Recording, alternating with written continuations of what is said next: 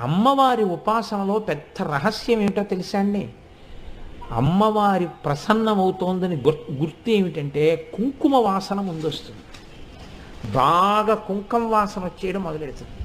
మీరు కాసేపటికి గమనించి ఏమిటి ఇంత కుంకుమ వాసన అని చుట్టూ చూస్తే ఎక్కడ ఉండదు.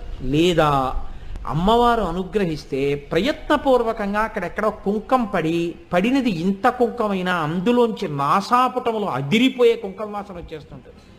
అంటే అమ్మవారు అక్కడే ఉండి అనుగ్రహించేస్తోందని గుర్తు. ఇది ధ్యానమగ్నులైన వారికి మాత్రమే తెలుస్తుంది ఈ రహస్యం.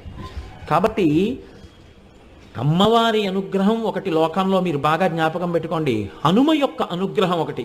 ఈ రెండు చాలా తొందరగా వచ్చేస్తాయండి, చాలా తొందరగా కనపడతాయి. ఎక్కువ సమయం పట్టదు, చాలా తొందరగా అమ్మవారు అనుగ్రహించేస్తుంది. తల్లి తల్లే, అమ్మ అమ్మే.